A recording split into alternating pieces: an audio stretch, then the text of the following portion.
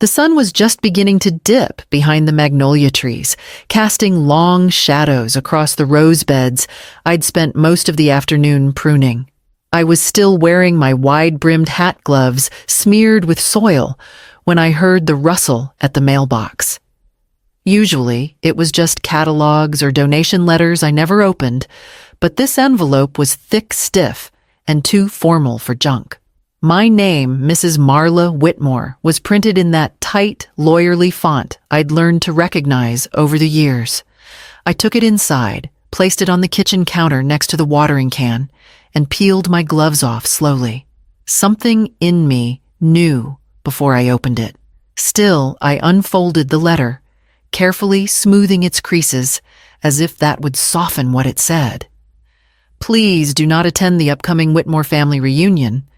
It's best we part ways for now. Graham. No salutation, no mom, just the signature. My son's name carved into the white space like an ending. I stood still for a long time.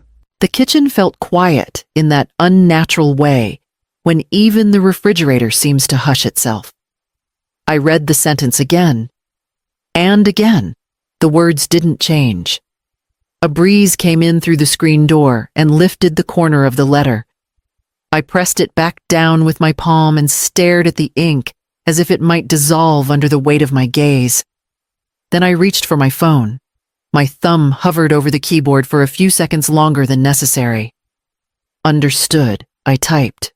One word, no punctuation. I hit send. Outside, the garden hose lay half-coiled near the hydrangeas forgotten. The water still ran in a quiet stream over the gravel, steady, careless. I sat at the kitchen table and stared at the letter once more, then folded it slowly and placed it back in the envelope.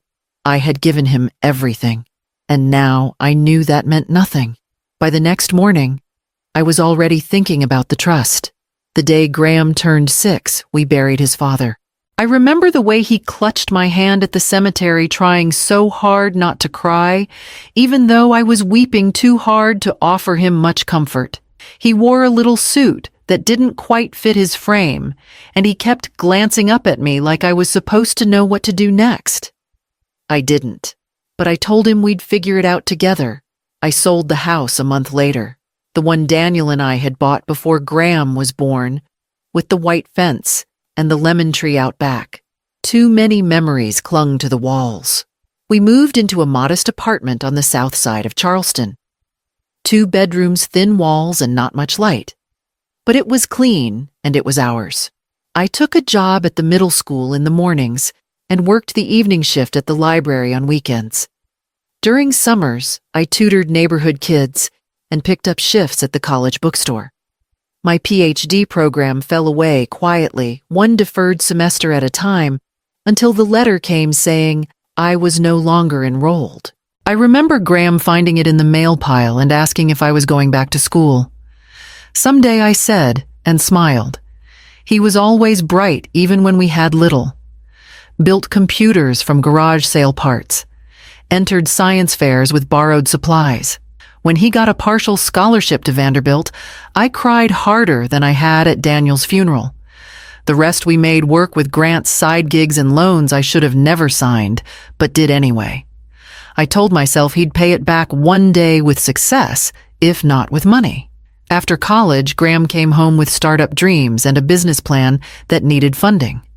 I co-signed the first loan he couldn't qualify for, and when the bank hesitated, I used part of my pension savings to tip the scales. It's just until we get traction, he said. I'll make it all worth it one day, Mom. He called me when he landed his first round of seed funding. I'd just come in from the grocery store, and the call caught me at the sink. We're official, he said, breathless. Techline's live. You're going to be proud of me. I told him I already was. Years passed, and the calls became fewer. At some point, they stopped being about sharing things and started being about asking. Can you co-sign this line of credit? Can I use your name for the lease on the office space? It always felt temporary. Always spoken with a promise. Just for now. You're the only one I trust. When he got married, I flew out to San Francisco and sat near the back while Lydia's family took up the first 2 rows. No one asked me to stand for photos. I didn't ask either. Still, I never missed a birthday. Never missed a transfer when he needed help smoothing out a payroll month. And when I opened that letter yesterday, I thought maybe I'd imagined the distance all these years, but I hadn't. That morning, I brewed a fresh pot of coffee and took out the old file from the bottom drawer, the one with the trust paperwork. It was a Thursday morning when I saw the photo. My niece Ava had posted a boomerang on Instagram, her flipping through a set of thick, embossed invitations tied with navy ribbon.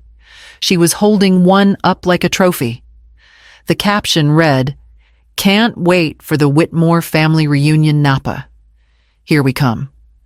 I stared at the screen a full minute before I let myself breathe. I hadn't received anything. Not a phone call. Not a text. Not even a mass email. I scrolled through the comments. Lydia had left a row of heart emojis. Someone from her side of the family chimed in with, "Can't wait to see everyone. Governor might be coming too." Another said, "The Whitmores know how to throw a legacy event." Legacy. I refreshed the mailbox that afternoon. Just junk. A charity catalog. A coupon for tire rotations. I checked the kitchen counter. The hall table, the space beneath the front door, where envelopes sometimes slip through. Nothing. That night, I called Ava. I didn't ask directly, just made light conversation, asked about her new internship, and let her talk. Eventually, she said, "Isn't it exciting about the reunion? Lydia's been working with some PR folks to get it featured in Heritage Families magazine."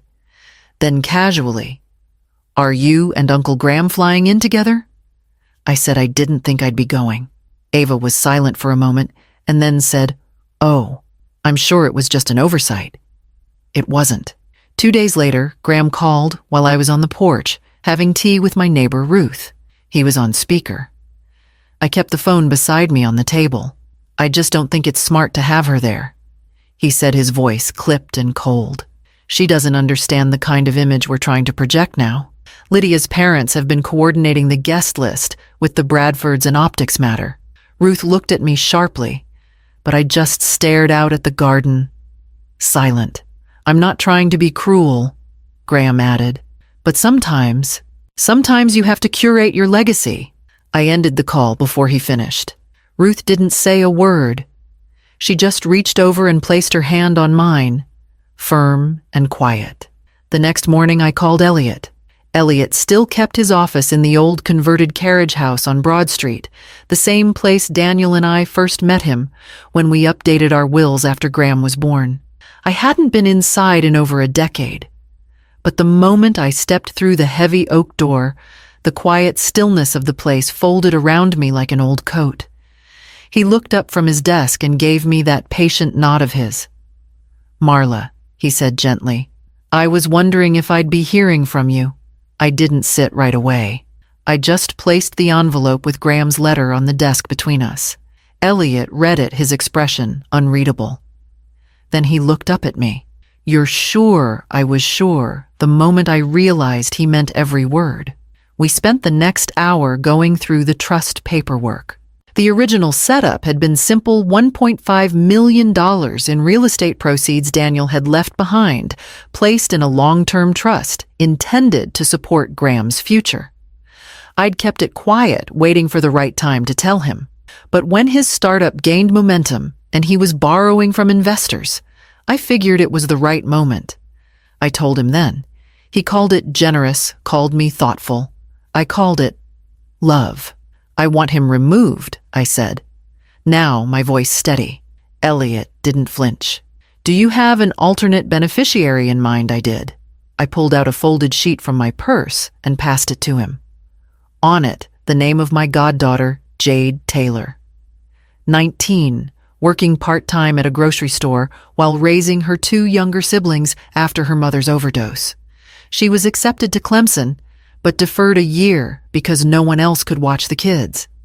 "She's not family by blood," I said, but she never asked me for a thing. Still brought groceries when she knew I was sick. Still calls me ma'am, even when I ask her not to. And when I told her I was proud of her, she cried. Elliot nodded and began drafting the revisions.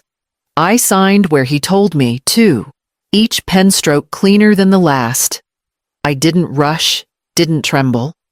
With every letter of my name, it felt like I was stitching shut a wound that had been left open far too long. When we finished, he slid the final copy toward me. It's done. He'll be notified formally by end of day tomorrow. I picked up my purse, ready to go, then paused. This trust was meant for someone who understood sacrifice. That's not my son anymore. As I stepped back out into the Charleston sun, I realized I wasn't angry, I was clean. Empty in a way that left room to breathe. That evening I roasted a chicken for one and turned my phone to silent. The next day the calls started. By mid-morning, my phone had already vibrated itself halfway across the kitchen counter. I let it. The first call came in just after 8. Graham. Then again. Then Lydia. Then an unknown number I suspected belonged to their lawyer. By 10 o'clock, I had 17 missed calls and 3 voicemails marked urgent. By noon, the count was over 40. I turned the phone face down and went outside. The camellias were blooming early, their soft petals flushed with color. I knelt beside the bed of begonias, loosening the soil with a hand rake. The sun was sharp but pleasant, and the air carried the faint smell of jasmine. I let myself get lost in the rhythm of tending to things that couldn't talk back. At one point, Ruth came over from her yard and raised an eyebrow. You gonna answer that thing before it explodes? No, I said. I don't think I am. I came in briefly to refill my water and saw the screen light up again. Graham, 47 missed calls. The voicemails had piled up. I played the first few while standing at the sink. Mom? What the hell did you do? His voice cracked high with disbelief. You can't just pull something like that. Do you know what position this puts me in next, Lydia? This is outrageous. We are trying to build something that matters here, and you've just blindsided us with what bitterness third a man I didn't know. Mrs. Whitmore, this is Calvin Royce. I represent several of Techline's early investors. We urgently request a conversation to clarify your recent actions regarding the Whitmore Trust. I deleted each message after listening, then turned the phone off altogether. That evening, I opened my email on the desktop computer in the back room. 67 unread. Some subject lines were in all caps. One read, "You're jeopardizing everything." Another simply, "Call me, please." I marked each one as read, then archived them all. The silence felt earned. The next morning, a courier arrived with a thick manila envelope formal notice from Graham's legal team, requesting immediate reversal of the trust reassignment. I placed the envelope on the kitchen table next to the napkin holder and went back outside. I spent the day fertilizing the blueberry bushes. The soil was dry and resistant, but I worked it loose with patience and gloved hands.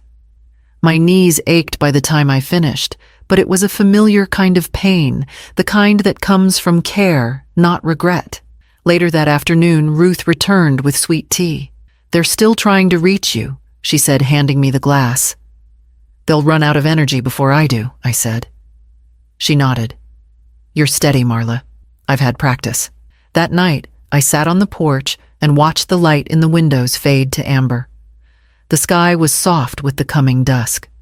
The phone still turned off, sat inside, untouched. The next morning, Graham showed up on my doorstep. He didn't call ahead, just knocked sharp, impatient, like someone with a right to demand time and answers. I opened the door, and there he was, standing on the porch in a navy blazer far too polished for Charleston's humidity. Jaw tight mouth, already forming questions he didn't wait to ask. "Mom, what the hell is going on?" he said. I stepped aside, wordless, letting him in only because I didn't want Ruth or the mailman to hear the shouting I knew was coming. He walked straight through the hallway like he still remembered the layout, like he expected things to stay just as he left them. When we sat, It was across the kitchen table, same spot he used to do homework, at legs swinging off the chair when they were too short to reach the floor. "This trust," he began, voice-clipped. "You had no right to change it without at least discussing it with me." "I had every right," I said evenly. "You blindsided me. Lydia's parents are furious. We're in the middle of a funding round. Do you understand what kind of instability this signals?" I folded my hands in my lap. "You didn't send me an invitation." He blinked. "What? To the reunion? You didn't send me one. Everyone else got theirs weeks ago. But you didn't even extend the courtesy of pretending." He sighed, the kind of exhale that says, "This is all so beneath me. That wasn't intentional, Mom. It's a misunderstanding. And now you're throwing everything away over that." "Was I invited?" His mouth opened, then closed. Silence. I nodded. "That's what I thought." He leaned forward, more aggressive now. "We can still fix this. Optics can be managed. We just need to issue a correction, say you had a medical emergency, something sympathetic but clean. Reassign the trust, smooth it over, quietly, and keep up the illusion. It's not about illusion," he snapped. "It's about preserving the brand, the family legacy. We've built something, and now you're detonating it because of a clerical oversight." I stood then. "You cut me out emotionally long before I cut you out financially. This isn't about a reunion, Graham. It's about 30 years of being used as a backup plan and ignored the rest of the time." He looked up at me. "That's not fair. Neither was asking me to co-sign 3 business loans and then erasing me from your life." He was quiet again, but this time not out of shock, out of calculation. I saw it in his eyes, the math of damage control already underway. When he stood, he didn't thank me, didn't apologize, just said, "We'll see what our lawyers advise," and walked out. I didn't follow. Didn't close the door until I heard his rental car pull away. Inside, the manila envelope still sat on the table, unopened. Later that night, Elliot called with news that changed everything. Elliot's voice was lower than usual, even for him. "Marla," he said, "there's something I need to tell you, and I didn't want it coming from anyone else." I sat down, slowly bracing myself. 3 weeks ago, Graham submitted paperwork attempting to use the trust as collateral for a private lending deal. He didn't notify you, of course. He presented himself as the authorized manager, which legally he wasn't. But he was banking on your continued silence, your trust in him, and the assumption you wouldn't interfere. I closed my eyes for a moment. Was it legal? Not quite. The trust terms required your approval for any disbursement or lien. But he came dangerously close to executing the loan before we filed the reassignment paperwork. And what was the loan for? Elliot hesitated. A short-term bridge investment through a third-party shell group based out of Nevada. I've reviewed the company, Marla. It's shaky at best. Possibly a front for shifting high-risk assets off Techline's books ahead of their next round of funding. If you hadn't pulled the trigger when you did, and that deal had gone south, you could have been liable. I stayed quiet. It felt like the kind of moment that should come with rage, but instead, I just felt a slow, cold understanding slide into place. A weight that settled in and filled all the empty space he'd left. "Elliot," I said, "I wasn't just left out. I was being positioned. Again." He didn't argue. He just said, "You did the right thing. And not just emotionally, financially, legally. You protected yourself." I thanked him, though it felt insufficient. After we hung up, I sat at the kitchen table for a long time with the lights off, listening to the hum of the refrigerator and the creak of the wood floor beneath the ceiling fan. He hadn't just excluded me. He'd gambled with me in silence, counting on the same loyalty I'd always shown. And he would have done it again. By the time I went to bed, the manila envelope was in the trash, ripped clean through the middle. The next day, I got a message from Jade. Jade met me on a Monday afternoon wearing the same faded green hoodie I'd seen her wear all winter.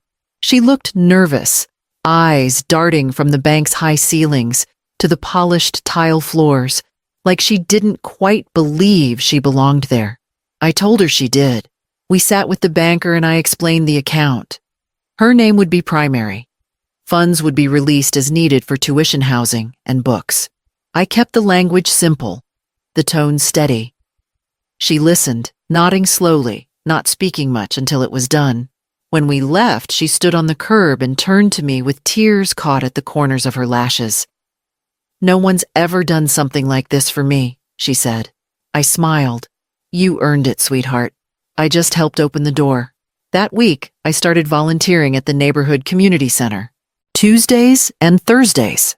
I taught a small group of young women how to read loan contracts, understand interest rates, and open savings accounts that couldn't be drained by someone else's decisions.